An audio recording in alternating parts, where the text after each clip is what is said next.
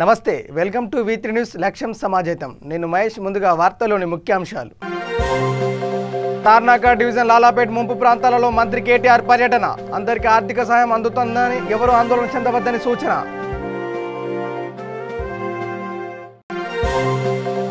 గులాబీమయంగా మారిన దుబ్బాక మంగళహారతులు డప్పు చప్పులతో మహిళల భారీ ర్యాలీ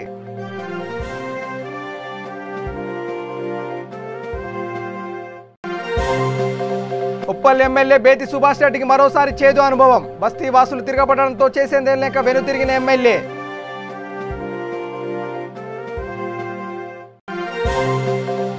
దుబ్బాక ఉప ఎన్నికలలో పాల్గొన్న సీఎల్పీ నేత బట్టి విక్రమార్క ప్రశ్నించే గొంతు శ్రీనివాసరెడ్డిని గెలిపించాలని ఓటర్లకు పిలుపు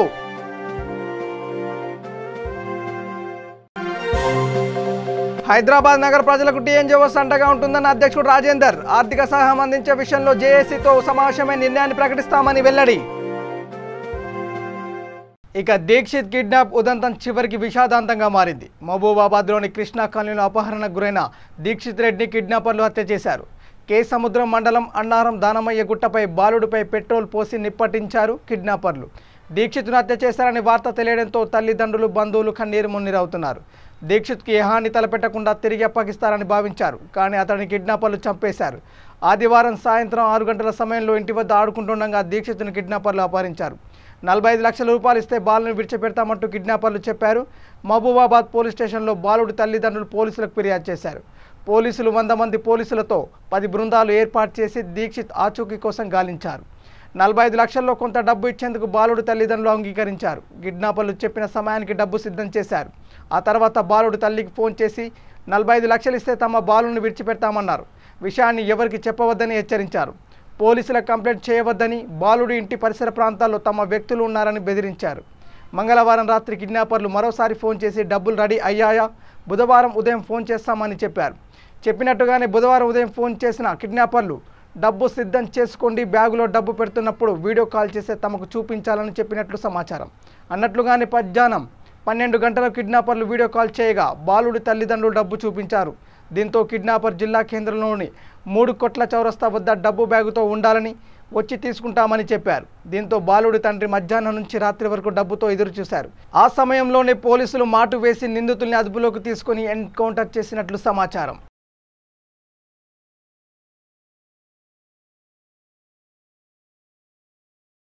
తార్నాక డివిజన్ లాలాపేట ముంపు ప్రాంతాలలో మంత్రి కేటీఆర్ పర్యటించారు ప్రజలను పరామర్శించి ప్రభుత్వ సహాయాన్ని అందజేశారు చంద్రబాబు నాయుడు నగర్లో ప్రభుత్వం తరపున కుటుంబానికి 10,000 రూపాయల చొప్పున ఆర్థిక సహాయాన్ని అందజేశారు వరద ముంపు ప్రాంతాలలో ప్రభుత్వం 10,000 తాత్కాలిక ఆర్థిక సహాయాన్ని అందజేస్తున్నారు డివిజన్లో ముంపు ప్రాంతాల్లో ఏమైనా సమస్య ఉంటే స్థానిక కార్పొరేటర్ డిప్యూటీ స్పీకర్ దృష్టికి తీసుకుని రావాలని సూచించారు అందరికీ ఆర్థిక సహాయం అందుతుందని ఎవరు ఆందోళన చెందవద్దన్నారు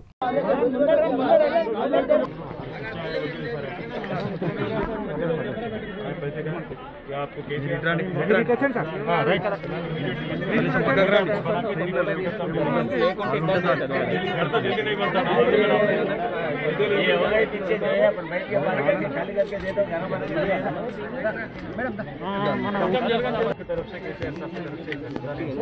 तो साफ बोल भी जाए और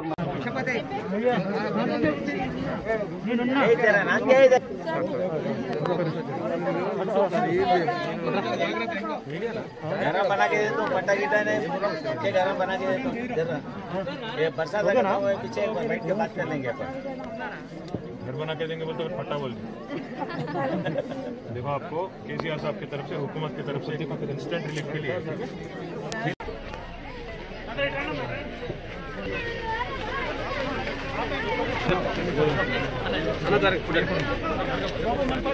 ఇక దుబ్బాక పుర వీధుల్లో టీఆర్ఎస్ కు మద్దతుగా మహిళలు భారీ ర్యాలీ నిర్వహించారు దుబ్బాక పట్టణం గులాబీమయంగా మారింది మంగళహారతులు డప్పు చప్పులతో మహిళలు భారీగా తరలివచ్చారు ఈ ర్యాలీలో మంత్రి హరీష్ రావు పాల్గొన్నారు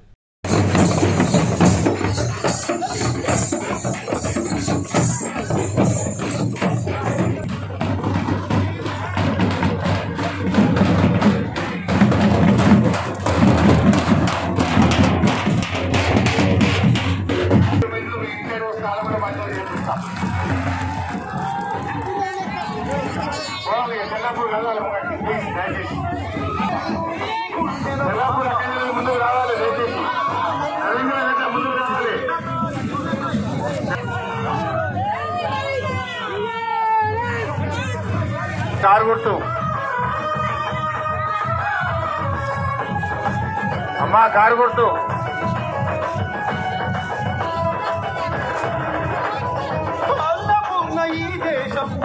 చిన్న కదాలి చిన్న ప్లీజ్, లేట్ అవుతున్నాం.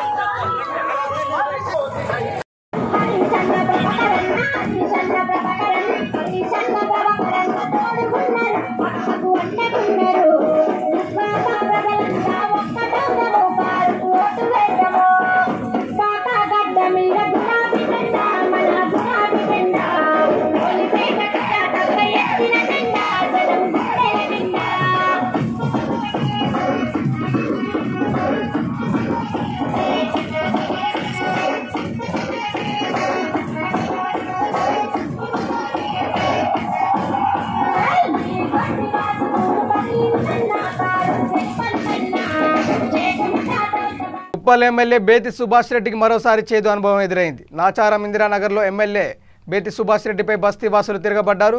వరద బాధితులకు రాష్ట్ర ప్రభుత్వం ప్రకటించిన 10,000 రూపాయల ఆర్థిక సహాయ కార్యక్రమానికి వచ్చిన ఎమ్మెల్యే బేతి సుభాష్ రెడ్డి బస్తీ వాసులు తిరగబడడంతో చేసేదేం లేక వెనుతిరిగారు ఎమ్మెల్యే.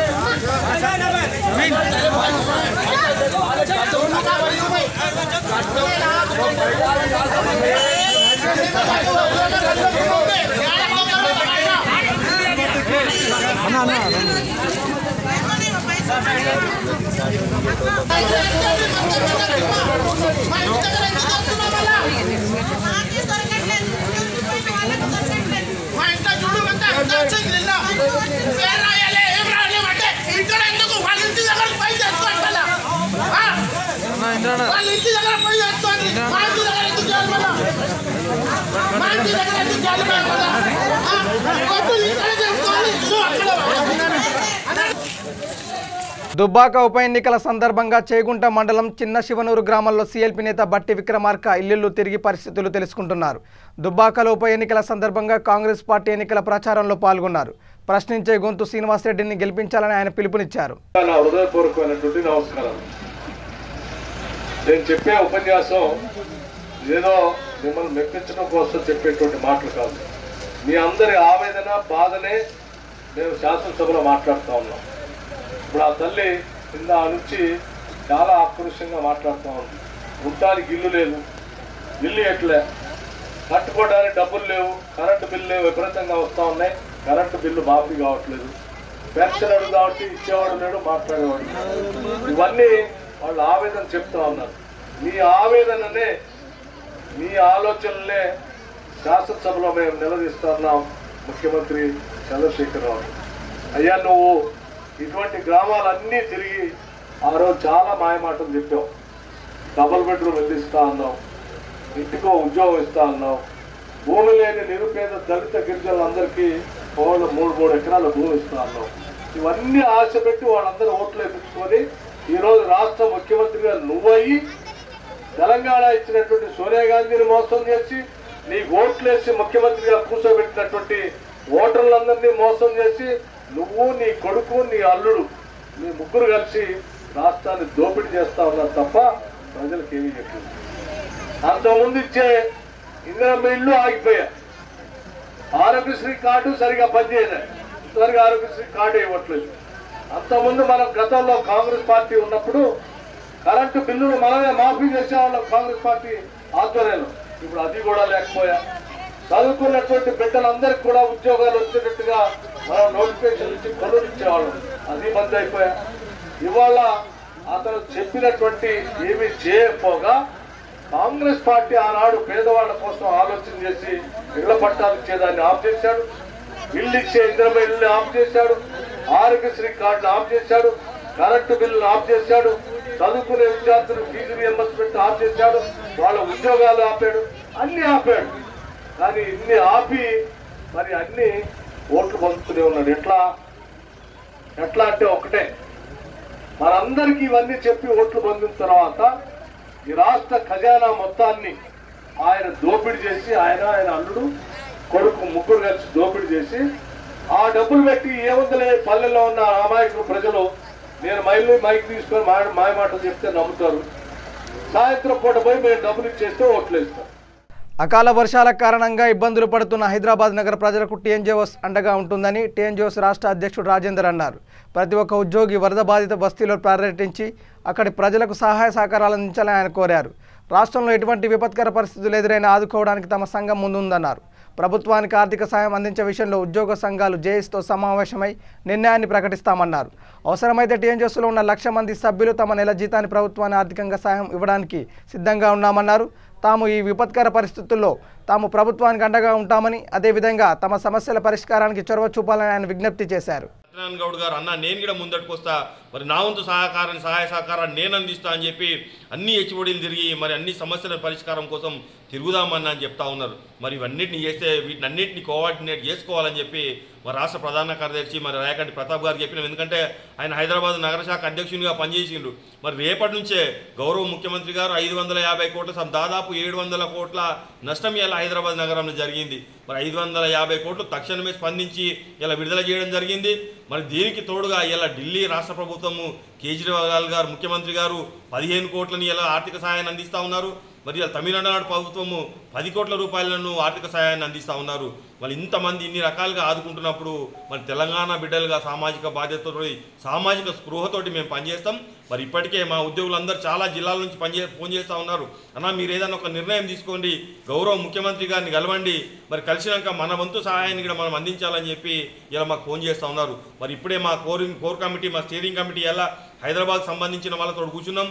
త్వరలోనే జేఏసీ సమావేశాన్ని ఒకటి ఏర్పాటు చేసుకుంటాం. మేము జేఏసీ సమావేశాన్ని ఏర్పాటు చేసుకొని మరి ఇలా గౌరవ ముఖ్యమంత్రి గారిని కలిసి మరి ఆ జేఏసీ సమావేశంలో మరి ఇలా ఆర్థికంగా కూడా మరి ఇంతకుముందే మేము ఒకరోజు జీతాన్ని ఒకరోజు మూల వేతనాన్ని ఇచ్చిన ఘనత కూడా తెలంగాణ ఎన్జిఓలకు ఉన్నది. మరి జేఏసీ భాగస్వామ్య సంఘాలన్నింటితో చర్చించుకొని మరి ఆర్థిక సహాయాన్ని కూడా పూనుకుంటామని చెప్పి కూడా మేము ఈ సందర్భంగా విజ్ఞప్తి చేస్తూ ఉన్నాను. అదే సమస్యలకు వస్తే తప్పకుండా చాలా సమస్యలు ఉంటే ఇన్ని కార్యక్రమాలు చేసి ఇలా తెలంగాణలో 29 రాష్ట్రాలలో 29 రాష్ట్రంగా తెలంగాణను అగ్రగామిగా తీసుకొచ్చిన ఘనత ఇలా ఉద్యోగులకు ఉన్నది. మరి ఆ ఉద్యోగులు ఏం చేస్తారని మా వైపు చూస్తూ ఉన్నారు. తప్పకుండా ప్రతి ఉద్యోగిని ఆదుకుంటాం. ప్రతి ప్రజలను కూడా మరి ఎక్కడెక్కడ మా అవసరం ఉంటుందో ఆ ప్రజల ఇంటికి వెళ్తాం. అన్ని హైదరాబాద్లో ఉన్న అన్ని ఏరియాలను ఐడెంటిఫై చేసి ఇలా రాష్ట్ర ప్రభుత్వానికి చేదోడు వాదోడుగా ఉంటూ పేద పడుగు బలహీన వర్గాలను ఆదుకుంటాం. మరి కరోనా సమయంలో నిజానికి చాలామంది ఎంతోమంది మా వైపు ఆశగా ఎదురు చూసారు. ఒక తెలంగాణ ఎన్జిఓల సంఘం మరి ఇలా ఇన్ని సరుకులు ఇస్తూ ఉన్నది, వీరు ఇన్ని విపత్తులు ఇట్లా ఆదుకుంటారా అని చెప్పి మా వైపు ఆశ్చర్యంగా చూస్తే నిజంగా దాదాపుగా 10,400 మందికి ఇలా మరి హైదరాబాద్ జిల్లా అధ్యక్షుడు ఇచ్చిండు. నిజంగా వారికి వేదిక ద్వారా అభినందనలు కృతజ్ఞతలు తెలియజేస్తూ ఉన్నాం. మున్ముందు ఇదే విపత్తును కూడా మరి ఎలా హైదరాబాద్లో జరిగిన విపత్తు కూడా తన వంతు సహకారాన్ని మరి హైదరాబాద్ జిల్లా హైదరాబాద్ నగర శాఖ రంగారెడ్డి జిల్లా మేడ్చల్ జిల్లాలు కలిసి ఇలా తెలంగాణ ఎన్జిఓల సంఘానికి పేరు వచ్చేటట్టు ప్రభుత్వానికి మంచి పేరు వచ్చేటట్టు ముందుకు నడిపేయాలని చెప్పి మరి సందర్భంగా విజ్ఞప్తి చేస్తాను. ఆయన ద్వారానే మరొక ఈ కోణాన్ని ముందడికి తీసుకుపోవాలి. మరి ఎలా హైదరాబాద్ జిల్లా ఒక్కరికి పేరు వస్తే ఆయనకు వచ్చినట్టు కాదు, యావత్తు తెలంగాణ ఉద్యోగులకు వచ్చినట్టు. కాబట్టి ముజీబ్ భాయ్ని మరొకసారి మేము కూడా రిక్వెస్ట్ చేస్తూ ఉన్నాం. మరి అన్ని ఏరియాలకు తిరగండి, వీళ్ళందరినీ కోఆర్డినేట్ చేసుకోండి. మన సీనియర్ నాయకుడు సీనియర్ ప్రెసిడెంట్ లక్ష్మణ్ గారు ఉన్నారు రంగారెడ్డి జిల్లా, ఆయన సూచనలు సలహాలు తీసుకోండి. మన సంఘాలుగా మనమందరం మెంబర్స్ చేసుకొని ఏ ఉద్యోగిని అడగాలన్న ఇబ్బంది ఉంటుంది. కాబట్టి మన మెంబర్స్గా ఇలా దాదాపుగా 1,00,000 మంది మెంబర్స్ మనమే ఉన్నాము. మనం ఒక నెల వేతనాన్ని సరి చేసుకుని ఇలా ప్రభుత్వానికి అండగా ఉండాల్సిన బాధ్యత ఉన్నదని చెప్పి మేము విజ్ఞప్తి చేస్తూ ఉన్నాను. కాబట్టి మనం అందరం అన్నదమ్ముల్లాగా ఒక కుటుంబ సభ్యుల్లాగా ఉద్యోగులు వేరు కాదు ప్రభుత్వం వేరు కాదు అనే నానుడితోటి ఎలా మనం పోయి సామాజిక సేవ చేద్దామని చెప్పి మా వంతు ప్రయత్నాన్ని కూడా ఎలా మరి చంద్రునికో నూలుపోగులాగా మేము కూడా మీ ఎంబడే నడుస్తామని చెప్పి ఇలా రాష్ట్ర ప్రభుత్వానికి మరొకసారి భరోసాని ఇస్తూ ముగిస్తా ఉన్నాను. ముఖ్యమంత్రి కేసీఆర్ని విమర్శించే నైతిక హక్కు ప్రతిపక్షాలకు లేదని, విపత్కర పరిస్థితుల్లో రాజకీయాలు మానుకొని మానవత్వంతో ప్రభుత్వానికి సహకరించాలని ఖైరతాబాద్ ఎమ్మెల్యే దానం నాగేందర్ కోరారు. హైదరాబాద్ ఖైరతాబాద్ నియోజకవర్గంలోని బషీర్బాగ్ ఓల్డ్ కమేలా బస్తీలో వర్షాల కారణంగా ఇల్లు కూలిపోయిన బాధితులు ఆయన పరామర్శించారు.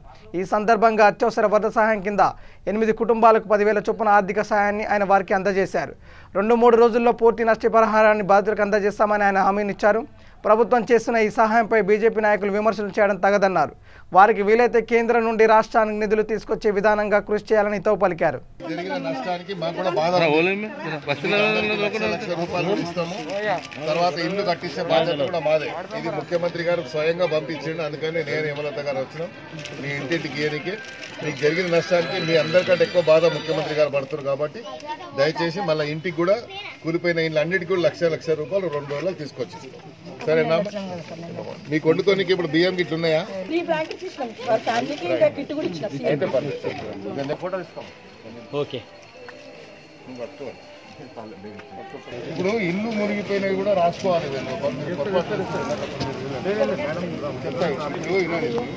లోతట్టు ప్రాంతాలు ఎక్కడెక్కడ ఇల్లు మునిగిపోయినాయి వాళ్ళకు మనం 10,000, వీళ్ళకు 1,00,000 రూపాయలు మనం డిసైడ్ చేసాం ఇమీడియట్గా. వార్షికంగా ఇవన్నీ 50,000. అయితే ఇళ్ళలో వాటర్ వచ్చినాయి కూడా చూపించండి. కొంచెం డ్యామేజ్ అయినా 10,000. అది మా రెస్పాన్సిబిలిటీ కాబట్టి ఎన్యూమరేషన్ చేసే బాధ్యత మీరు, అంటే జెన్యూన్గా చేయాలి. అది మా రిక్వెస్ట్. ఇక్కడ డెవలప్మెంట్ కండిషన్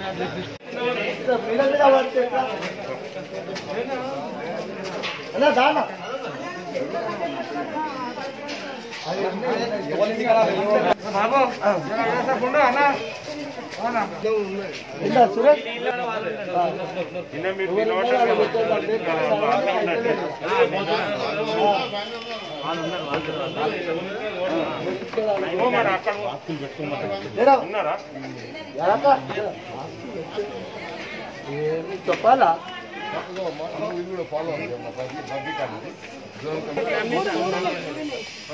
మొత్తం డ్యామేజ్ అయినాయి, ఇది కూడా మొత్తం ఇప్పించాలి. మీకు కూడా మీరు దేనికి చింతపడద్దు దయచేసి.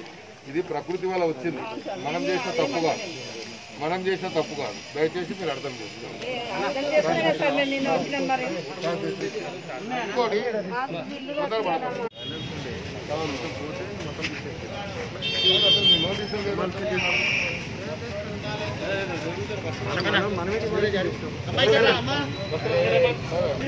జిహెచ్ఎంసీ చూస్తుంది, ఫండ్ కూడా జిహెచ్ఎంసీకే వచ్చింది డైరెక్ట్గా. మనం 3 రోజుల నుంచి మాకు నోటీసే లేదు. నేను వచ్చి చెప్పే వరకు లేడీస్ అంటే ఆల్రెడీ నోటీస్ ఇచ్చి 1 వీక్ అయింది. వాళ్ళు అట్లనే ఇంట్రెస్ట్ ఉంటుంటే డేంజర్ ఉందని ఆల్రెడీ సర్వీస్ తీసుకురా లెటర్ ఇట్లా మా అక్కడ లాస్ట్ ఉన్నాయి సార్. ఇప్పుడైతే ముందు 10,000 రూపాయలు మీకు ఏదైనా తినడానికి కష్టమైంది కాబట్టి ఎన్ని ఇళ్ళు ఉన్నాయి మొత్తం మీద పోతుంది. అది కూడా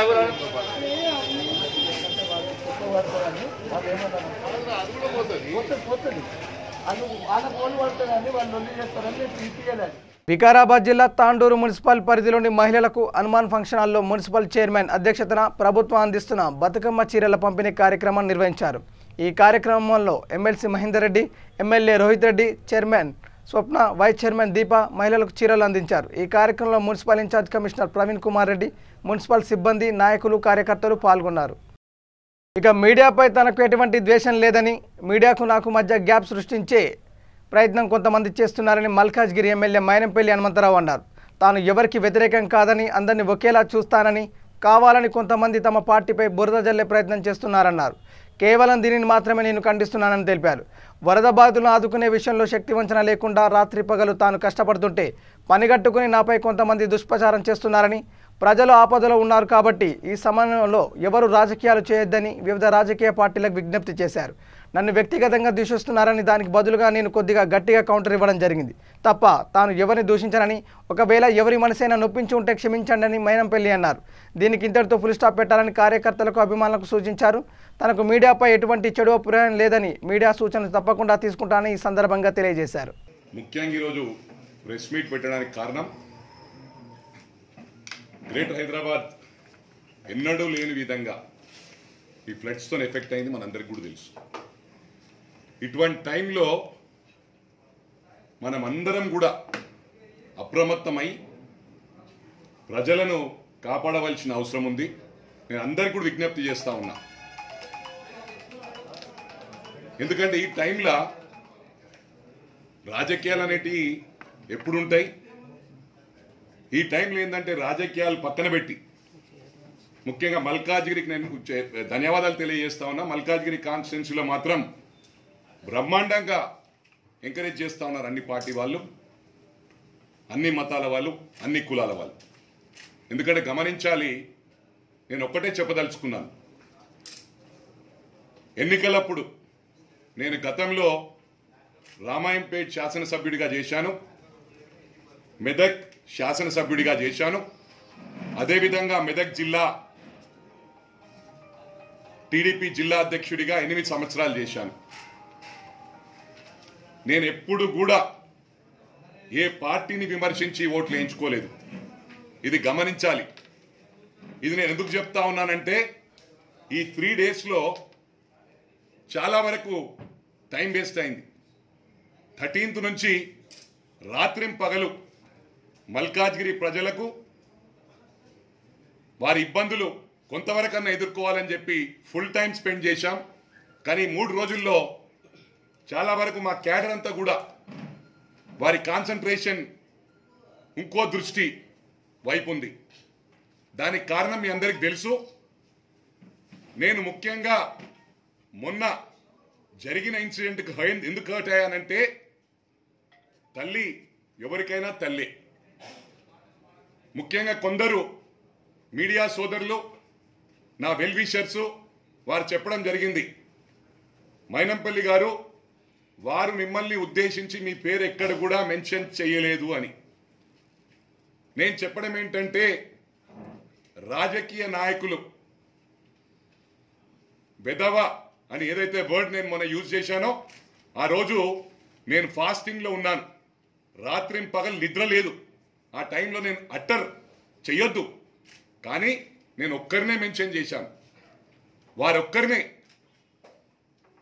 వీరేమో రాజకీయ నాయకులందరినీ, అంటే పార్టీలకు అతీతంగా నేను చెప్తా ఉన్నాను, ఏ పార్టీ వాళ్ళని ఉండని, అన్ని పార్టీ వాళ్ళు కూడా, అన్ని పార్టీల్లో మంచి వాళ్ళు ఉంటారు, అన్ని పార్టీల్లో చెడ్డ వాళ్ళు ఉంటారు, మరి అన్ని మీడియాల్లో మంచి వాళ్ళు ఉంటారు, అన్ని మీడియాల్లో చెడ్డ వాళ్ళు ఉంటారు. అంటే ఒక్కరిని మనం దృష్టిలో పెట్టుకొని ఆ రోజు జరిగిన సంఘటన ఏంటంటే, రాజకీయ నాయకులు అని చెప్పడం జరిగింది. ఒక టీఆర్ఎస్ నాయకులో ఒక మైనంపల్లి హనుమంతరావు అని చెప్పలేదు.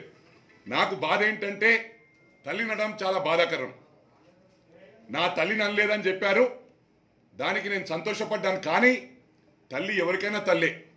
మరి అదే మిస్టేక్ తెలిసో తెలియకో ఆ టెన్షన్లో నేను అన్నాను.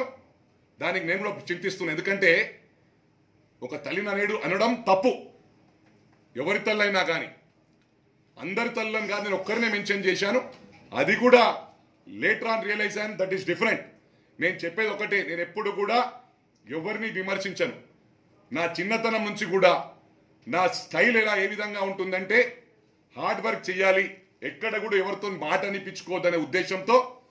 మా పేరెంట్స్ కూడా ఒక మాట అనేవాళ్ళు కాదు నన్ను ఎప్పుడు. పశ్చిమ గోదావరి జిల్లాలో కరోనా అవగాహన ర్యాలీని కలెక్టర్ ముత్యాల నాయుడు ప్రారంభించారు. కరోనా వైరస్ నివారణకు ప్రతి ఒక్కరు కృషి చేయాలని విజ్ఞప్తి చేశారు.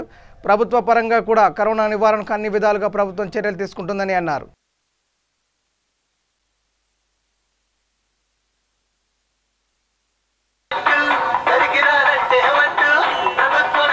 గల 0866241097 నెంబర్కు కానీ లేదా ఆరోగ్య సలహా కొరకు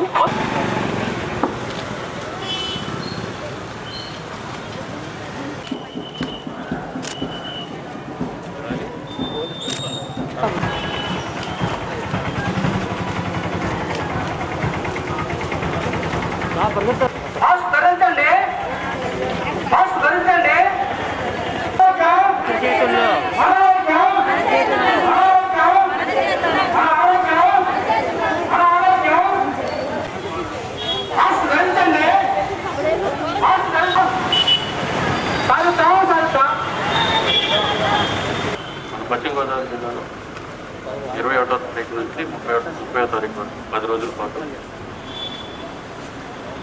ఐఏసీ యాక్టివిటీస్లో భాగంగా SMS శానిటైజేషన్, మాస్క్ ధరించడం, సోషల్ డిస్టెన్స్, దీంట్లో పబ్లిక్లోకి బాగా వెళ్ళాలనే ఉద్దేశంతో ఆంధ్రప్రదేశ్ ప్రభుత్వం ప్రతి జిల్లాలో కూడా ఈ రోజు నుంచి చాలా కార్యక్రమాలు లాంచ్ చేయడం జరుగుతుంది. దానిలో భాగంగా ఈరోజు ర్యాలీ అనేది మనం స్టార్ట్ చేసుకుంటాం. ఈ 10 రోజుల కార్యక్రమాలు ఫస్ట్ కార్యక్రమం. ఎందుకంటే మనకి పెద్ద పండుగలు సంక్రాంతి తర్వాత దసరా పెద్ద పండుగ ఎక్కువ మంది సెలబ్రేట్ చేసుకుంటారు. ఈ టైంలో కనుక మనకి ఈ కోవిడ్ అప్రాప్రియేట్ బిహేవియర్ ఏదైతే మాస్క్ ధరించడము, సోషల్ డిస్టెన్స్, హ్యాండ్ శానిటైజేషన్ సరిగ్గా చేయనట్లయితే మళ్ళీ కోవిడ్ ప్రబలే అవకాశం ఉంది.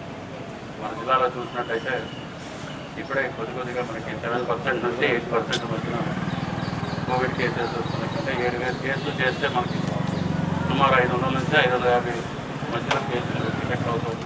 అనంతపురం జిల్లా గుత్తి మండలం కరికొండ గ్రామంలో కురిసిన వర్షాల కారణంగా దెబ్బతిన్న పంటలను మాజీ మంత్రి టీడీపీ నేత కాల్వ శ్రీనివాసులు పరిశీలించారు. భారీగా కురిసిన వర్షాల కారణంగా దెబ్బతిన్న పంటలను అంచనా వేసి నష్టపోయిన రైతులు ప్రభుత్వం తక్షణమే ఆదుకోవాలని డిమాండ్ చేశారు. రైతులు పడుతున్న ఇబ్బందులను తెలుసుకునేందుకు టీడీపీ జాతీయ ప్రధాన కార్యదర్శి నారా లోకేష్ జిల్లాలో 23న పర్యటిస్తారని అన్నారు.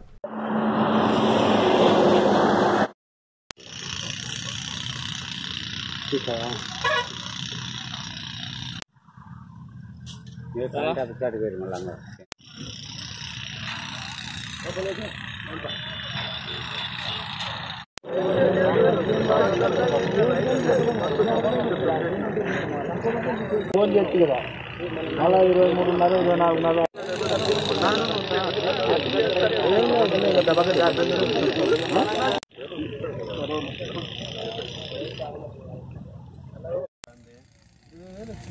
20,000 వచ్చిందా? ఇతరమే 9,000 ఇతరమే అవుతుంది. తీసి కలుపుల సేద్యం తర్వాతనే తీసి 11,000 కింద ఇత్తనాలు 11,000 వస్తాయి. ఎకరాకి నేను 70 నుంచి 80 కేజీలు వస్తాను. అనంతపురం జిల్లా రైతుల జీవనాధారమైన వేరుశెనగ పంట ఈ ఏడాది ఖరీఫ్లో పూర్తిగా దెబ్బతినింది.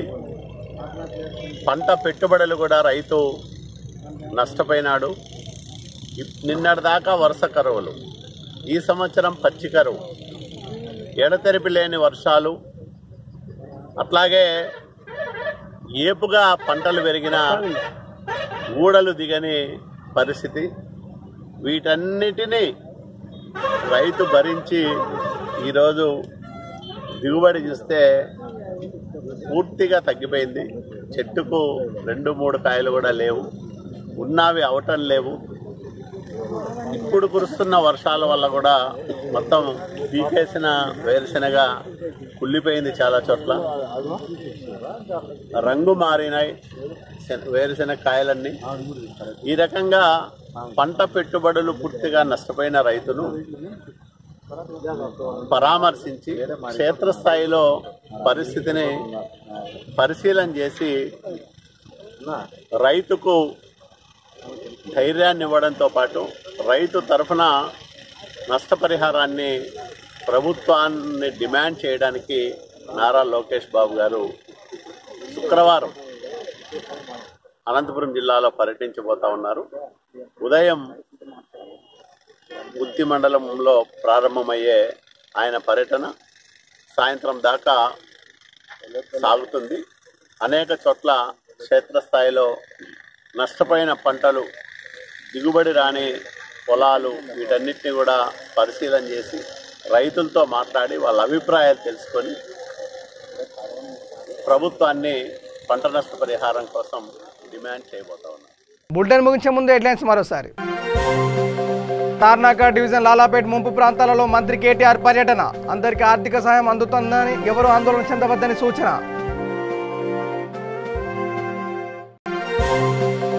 గులాబీమయంగా మారిన దుబ్బాక, మంగళహారతులు, డప్పు చప్పులతో మహిళల భారీ ర్యాలీ.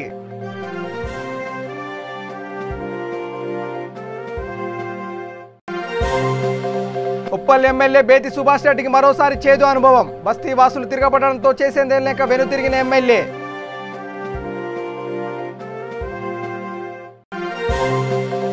దుబ్బాక ఉప ఎన్నికలలో పాల్గొన్న సీఎల్పీ నేత బట్టి విక్రమార్క ప్రశ్నించే గొంతు శ్రీనివాసరెడ్డిని గెలిపించాలని ఓటర్లకు పిలుపు.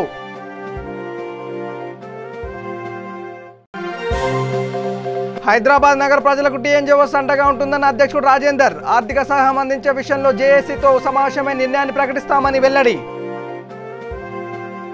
ఇవి bulletin updates. Keep watching V3 news. లక్ష్యం సమాజహితం. నమస్కారం.